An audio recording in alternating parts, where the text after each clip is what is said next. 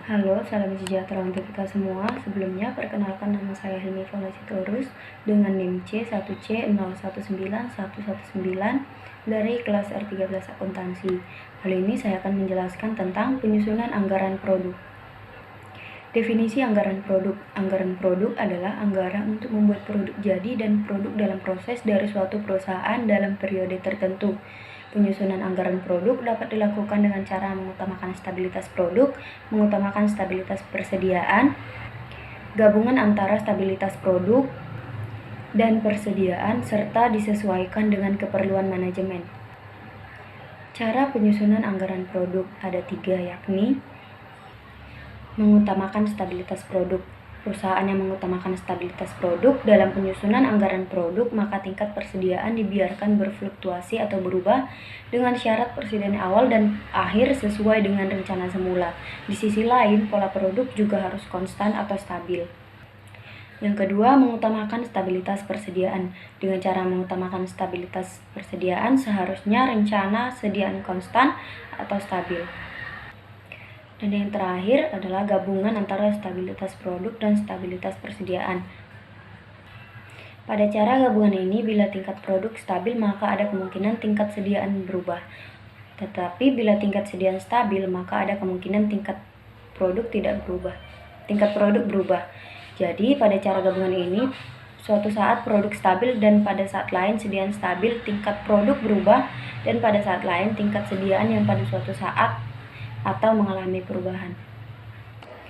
Anggaran produksi. Anggaran produksi adalah suatu perencanaan secara terperinci mengenai jumlah unit produk yang akan diproduksi selama periode yang akan datang, yang di dalamnya mencakup rencana mengenai jenis atau kualitas, jumlah atau kuantitas, waktu atau kapan produksi akan dilakukan. Anggaran produksi berarti anggaran kegiatan, karena produksi adalah proses kegiatan membuat produk. Produksi tidak perlu dianggarkan tetapi dijadwalkan.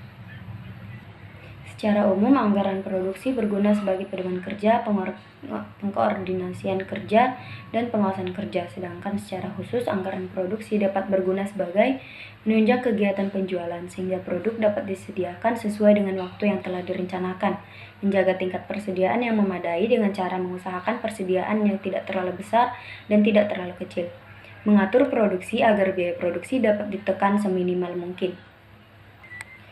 Tujuan dari anggaran produksi. Yang pertama, untuk mencapai tingkat keuntungan tertentu. Misalnya, berapa hasil yang diproduksi supaya dapat dicapai tingkat keuntungan dengan persentase tertentu dari keuntungan setahun terhadap penjualan yang diinginkan. Yang kedua, untuk menguasai pasar tertentu sehingga hasil perusahaan ini tetap mempunyai market share tertentu. Yang ketiga, untuk mengusahakan supaya perusahaan pabrik ini bekerja pada tingkat efisien tertentu.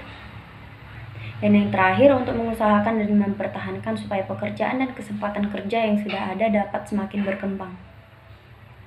Dalam penyusunan anggaran produksi, perusahaan dapat menggunakan beberapa metode produksi, yaitu yang pertama, metode produksi stabil adalah suatu metode di mana perusahaan menetapkan volume produksi yang relatif sama dari bulan ke bulan, kecuali untuk bulan tertentu yang volume penjualannya lebih tinggi. Yang kedua, metode persediaan stabil adalah suatu metode produksi di mana perusahaan menetapkan volume persediaan yang relatif sama dari bulan ke bulan, kecuali untuk bulan tertentu. Metode ini mengakibatkan volume produksi menjadi tidak stabil dari bulan ke bulan. Yang terakhir, metode kombinasi atau fleksibel adalah suatu metode produksi di mana perusahaan menetapkan volume produksi yang berubah terus dari bulan ke bulan. Metode ini mengakibatkan volume persediaan dan volume produksi menjadi naik tidak stabil dari bulan ke bulan. Langkah-langkah pelaksanaan anggaran produksi.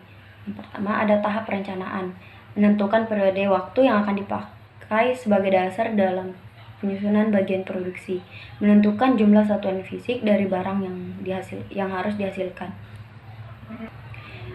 Yang kedua, ada tahap pelaksanaan. Menentukan kapan barang diproduksi, menentukan di mana barang akan diproduksi, menentukan urutan-urutan proses produksi, menentukan standar penggunaan fasilitas produksi untuk mencapai efisiensi, menyusun program tentang penggunaan bahan mentah, buruh, servis, dan peralatan, menyusun standar produksi, membuat perbaikan-perbaikan bila mana diperlukan.